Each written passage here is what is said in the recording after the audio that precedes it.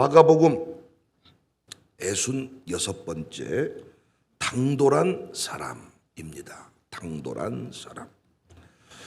오늘 본문 43절에 참 재밌는 표현이 나오는데 다름 아닌 당돌이 빌라도에게 들어가입니다. 나는 이 표현이 참 은혜가 돼요. 어떤 사람들은 이 당돌이라는 번역이 조금 부합하지 않다면서 담대하게 또는 용기를 내어 이렇게 번역을 했거든요. 근데 저는 당돌이라는 말이 참 좋습니다.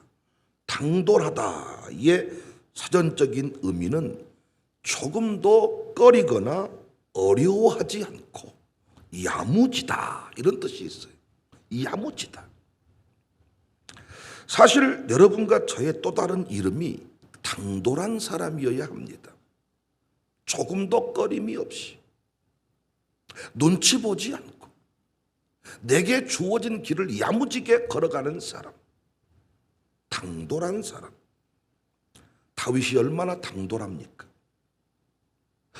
군인들도 벌벌 떨고 있는데, 우리로 말하면 육군 사관학교 출신들도 벌벌 떨고 있는데 양목동 주제에 물맷돌 들고 골리앗 앞에 싸우자고 소리칩니다.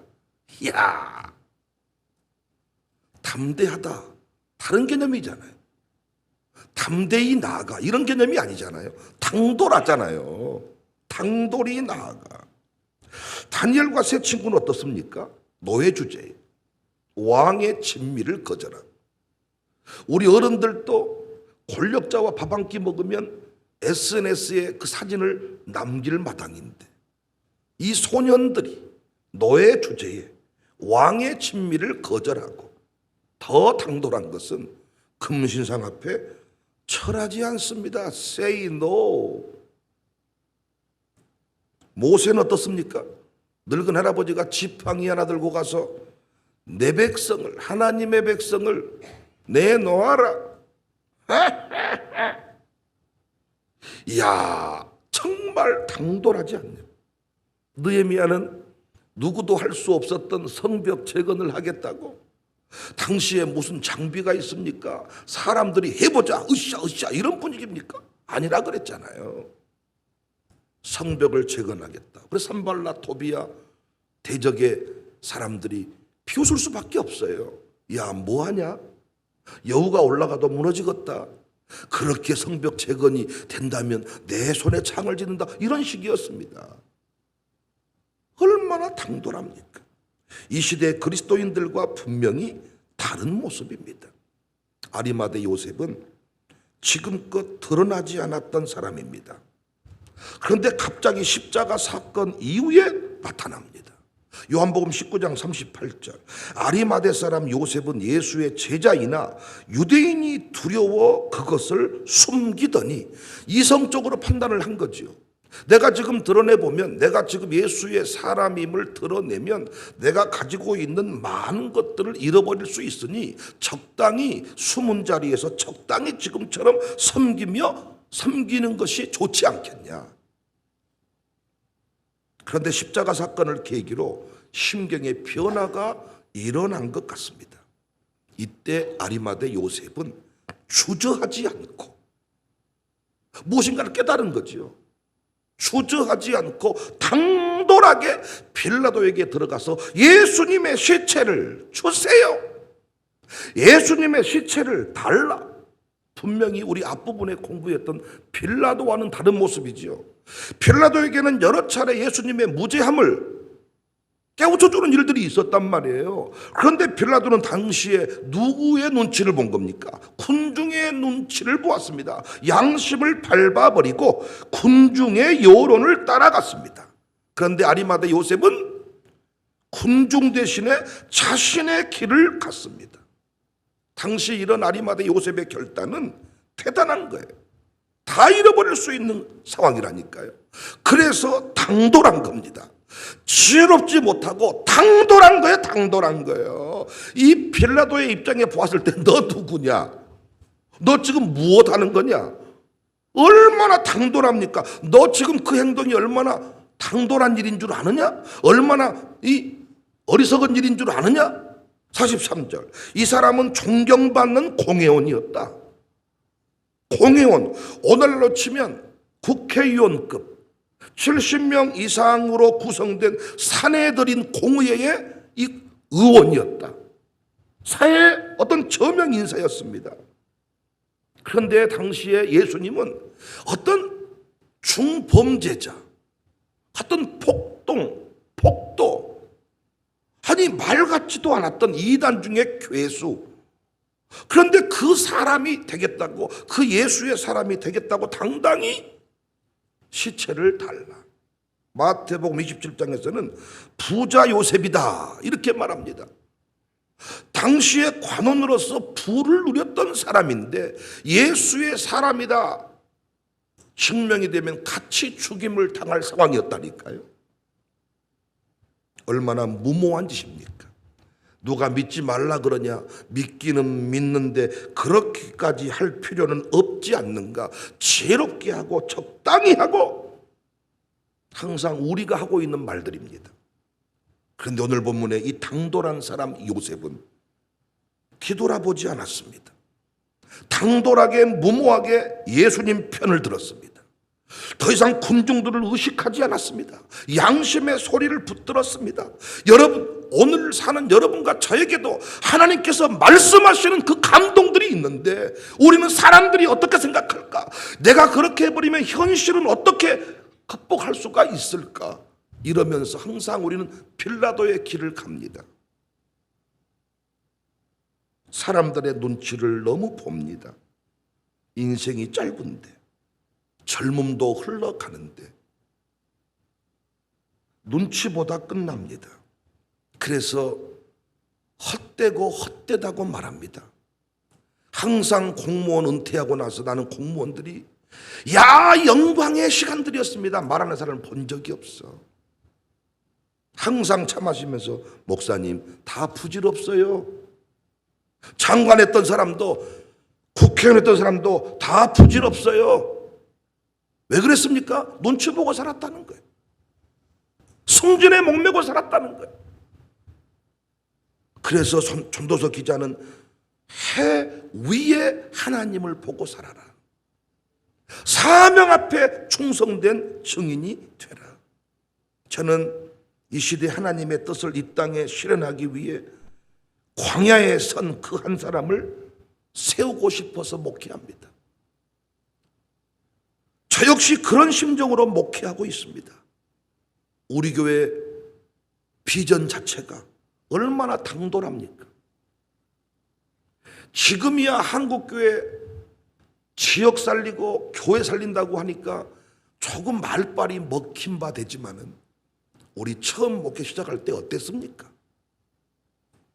무너진 성벽과 같은 현실 앞에서 한 사람을 세우고 가정을 세우고 교회를 세우고 학교를 세운대요. 지역을 세운대요. 지역, 제가 주민자치위원이었잖아요. 주민자치위원들도 우리 교회를 개무시하는데 젊은 목사가 와서 지역교회, 지역 세우겠대요. 얼마나 당돌합니까? 당돌하네. 이야, 저 청사교회 목사 당돌하네. 이런 소리 많이 들었거든요. 저만 들은 게 아니야. 저를 따라 사는 여러분도 이야, 청사교회 당돌하네. 이야, 저 더 심하게 말하면 약간 또라이끼가 있네. 이런 소리를 한 번도 안 들어보신 분들은 틀림없이 죽기 전에 헛되고 헛되도다. 인생이 참 허무합니다, 목사님. 허무해요.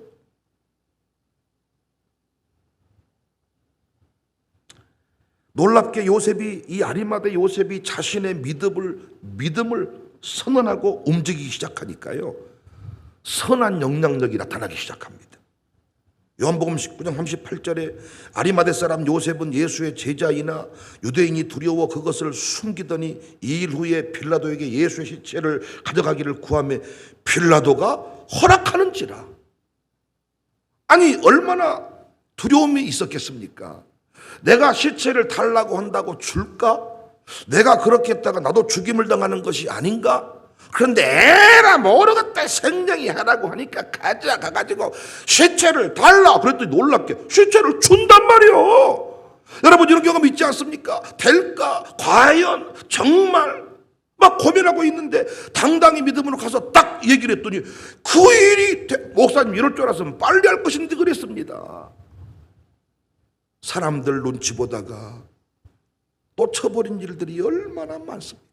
여기서 끝이 아닙니다. 이 아리마다 요셉 당돌한 사람이 하나 움직이기 시작했더니 요한복음 19장 39절에 일찍이 예수께 밤에 찾아왔던 니고데모도 몰약과 침량 섞은 것을 100리터라쯤 가지고 왔다. 아리마다 요셉 당돌한 사람이 한 명 움직이기 시작했더니 니고데모도 영향을 받아. 니고데모도 밤에 찾아와 관원이었잖아요.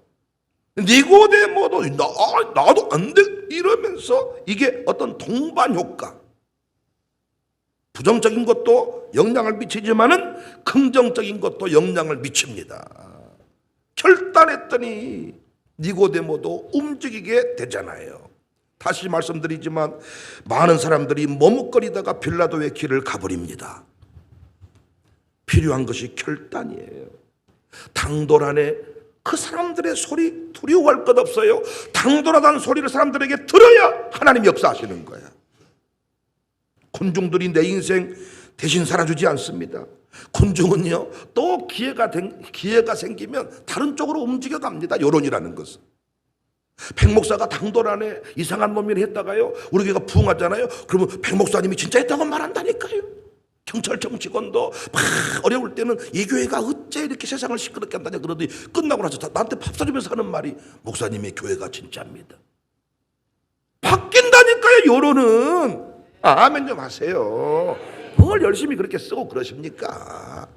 졸려가지고 하여튼 졸린 눈 안 들키려고 쓰더라. 나도 많이 해봤어요. 부흥회 때 내가 보니까요 졸리면 나도 머슴척해. 눈 똑바로 쳐다보고 나를 쳐다보세요. 뭘 돌아가서 던져놓을 거면서 말이야. 자기가 앞에 나와서 순서할 때만 눈 뜨고 나머지는 다 허리버리 그거 잘못된 거지. 하여튼 누가 졸고 있었던 사람 한 명도 없을 거예요. 그럴 것 같아서 항상 말하는 거죠.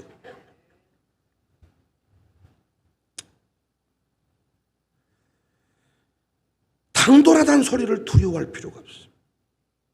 주님이 내게 무엇이라고 하는가? 무엇을 요구하는가? 사람들은 웃깁니다. 처음에는 미쳤다고 하는데 승리하면 그 사람이 이겼다고 말한다니까요. 주님이 오늘 아침에 너 직장에서 기도할 때 다 손을 모으고 통성으로 기도하라고 합니까? 순종해 보세요. 직장에서 구내식당에서 아버지 감사합니다. 보통은 젓가락 떨어뜨리면서 눈 감았다 뜨잖아요. 에? 나는 신기해 죽겠어. 뭐라고 기도하세요? 그 짧은 순간. 우리 아이들도 한 번씩 기도할 때 아니 나 기도한 걸 본 적이 없는데 밥을 먹고 기도했냐? 했어요. 물어봐. 뭐라고 기도했냐? 할 거 다 했어요.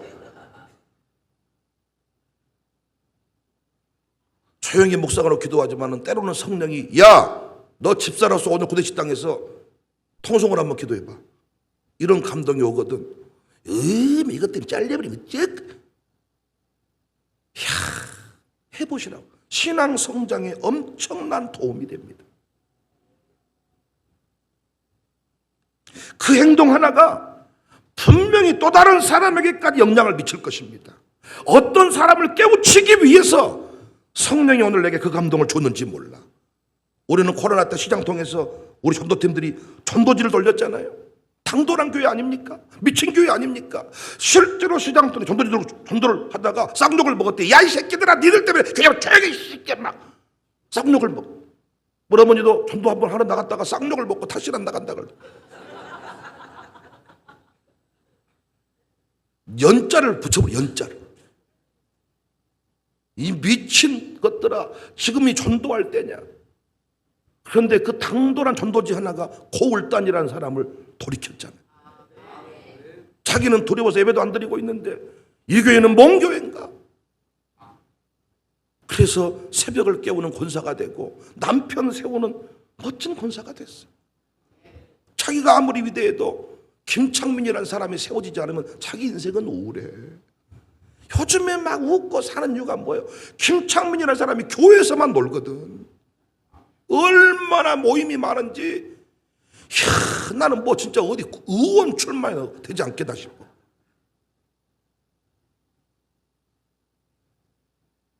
내 그 당돌함이 한 영혼을 돌이킬 수 있다면 얼마나 귀한 일입니까? 당돌한 사람이 또 다른 역사를 만들어 갑니다. 빌리그리암과 함께한 조지 베벌리 쉬아, 이름이 참 어려워.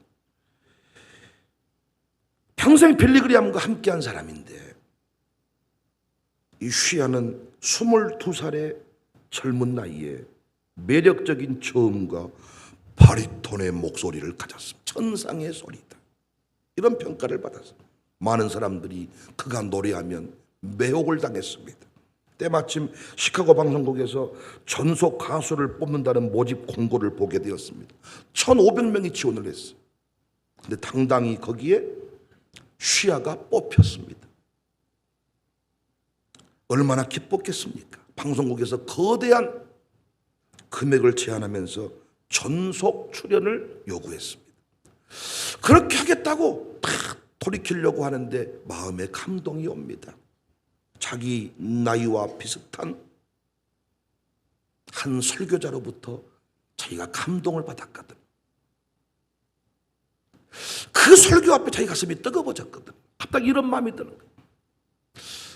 나 그 설교자와 그 목사님과 함께 평생토록 노래하며 영혼 구원하는 일을 해야 되는 것 아닌가. 지금 1,500명을 뚫고 전속 계약을 지금 하자고 하는 상황인데 갑자기 내 안에 함께 설교하기 전에 찬송하는 사람이 돼야 되지 않겠는가.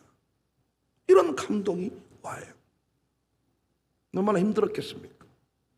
적당히 살자. 나 아니어도 할 사람 많겠지. 돈 벌어서 영 돌려야 되지 않겠나?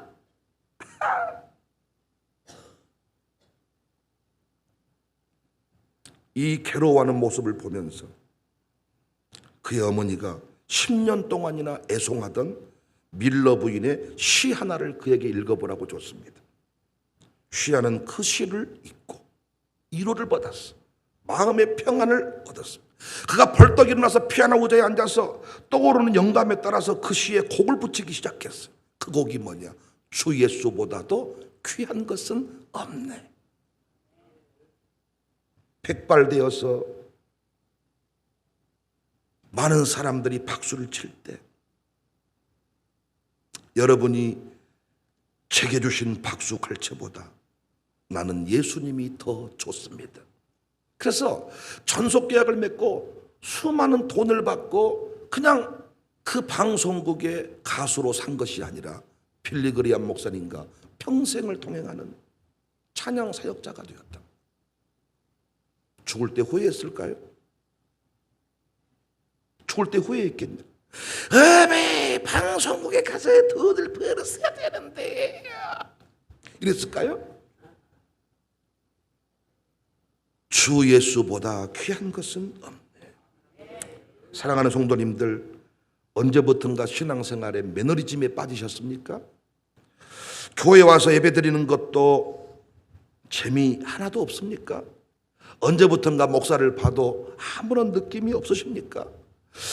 그냥 교회 주일날 예배 한번 드리는 것 외에는 세상 사람과 별반 차이가 없습니까? 어떤 변화도 없으십니까? 이유는 하나입니다. 결단을 미룬 것이 있기 때문입니다.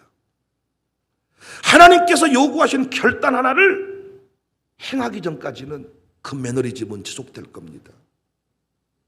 사람들의 눈치를 보면서 이런저런 핑계를 대면서 결단을 미루잖아요. 저로 말하면 설교의 기쁨이 사라져버려요. 설교하려고 할 때마다 윤영아 니나 잘하세요. 백목사야 결단부터 해라. 아야 그것도 못하면서 뭔 설교냐. 그 그때부터 설교자의 기쁨과 환희와 영광이 사라져버립니다. 왜 결단하지 못할까요? 왜 결단하지 못할까요?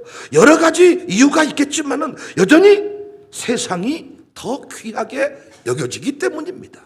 여전히 방송국의 그 전속 가수라는 자리가 더 귀하게 느껴지기 때문입니다. 주 예수보다 귀한 것은 없네 고백했다면 두려울 게 없습니다. 단언컨대 결단하지 않으면 빌라도와 같은 인생을 삽니다. 주님의 부활이 믿어지지 않고 재림이 기다려지지 않기 때문에 결단할 수가 없는 거예요. 43절 다시 한번 보실까요?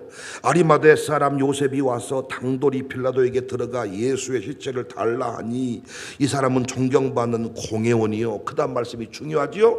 하나님 나라를 기다리는 자다. 원문으로 보면 하나님 나라를 기다리는 자다, 이 말이 과거에 기다렸다가 지금 예수님이 죽어버렸으니 짠해 죽겠네 그러면서 이 시신이나 좀 정리해 줘야 되겠다 이런 상황이 아니라는 거예요. 예수님 십자가에 죽으셨음에도 불구하고 여전히 하나님의 나라를, 하나님의 영광을 기다리고 있었다는 것을 말합니다.